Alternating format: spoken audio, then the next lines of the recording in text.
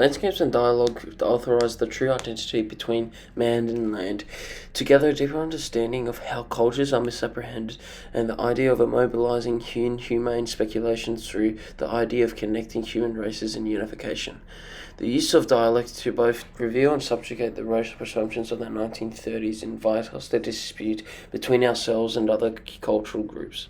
Exploring Rachel Perkins' 2001 film One Night the Moon, the extensive use of cultural instruments and sophisticated language that articulate historical empathies vibrantly project the use of voice. The connection to the land is conveyed through the setting of the outback during the 1930s, where a family is dismantled through the heartbreaking circumstances of losing their daughter.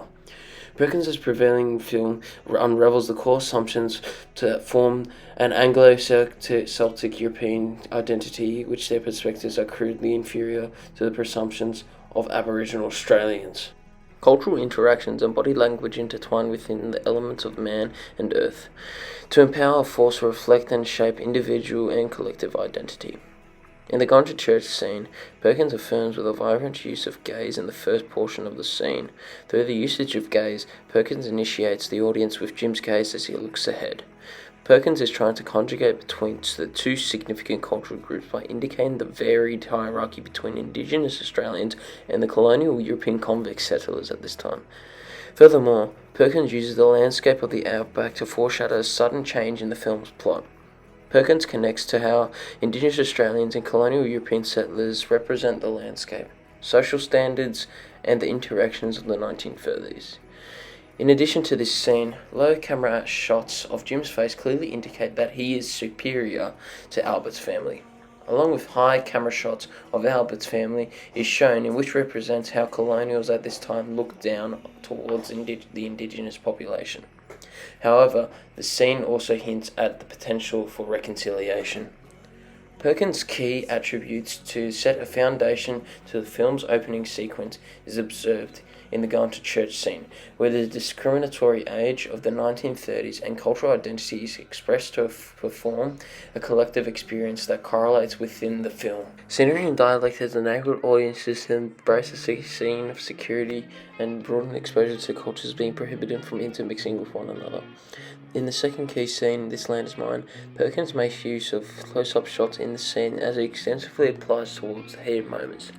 The close-up shots enhance the frustration of Albert as Jim comments, "No blacks on my land."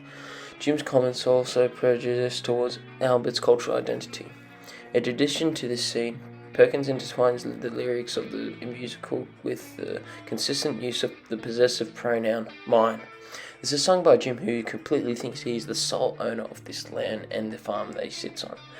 Perkins annexes the idea to accumulate non-diegetic music. The staccato sound of the violins emphasizes the rising pitch to help establish the rising tension between the two cultural groups.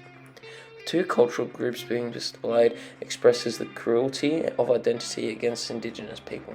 Sincerely, the colonial Anglo-Saxon influence playing out on the outcomes of the situation against Albert and Jim. The persistence of dedication to solving self-problems are crucial for contrasting the two cultures into a symbolization of hope through voice.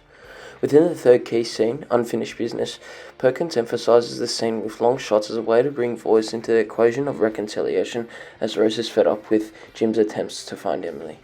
Furthermore, Perkins' manipulation of close-up shots exaggerate the vulnerability of how Rose is and symbolizes herself to bring her closer to Albert, in which the idea of voice bringing individuals together is prevalent. In addition to this expression of reconciliation, the idea of monochromatic versus vibrant colors are justified within this scene, where Jim is drinking alcohol in a dull, empty environment. On the other hand, Albert and Rose are calm, sympathetic, and methodical in their search for Emily. Perkins' expression of voice within this scene allows for the revelation of aspiration towards the audience of the film and allows for such daunting tasks like finding Emily accomplishable. One Night the Moon provides is a film that expresses the loss of cultural recognition in which is revived from the significance of the movie. The expression of landscape and dialogue is aided in signifying the importance of voice and cultural identity. The comparison of both Indigenous Australians and colonial Anglo-Saxon Australians is evident through land. How Albert represents the Indigenous population being extremely connected to the land, and how Jim and his family represent the colonial convicts struggling with the farm, wanting to benefit as much as possible.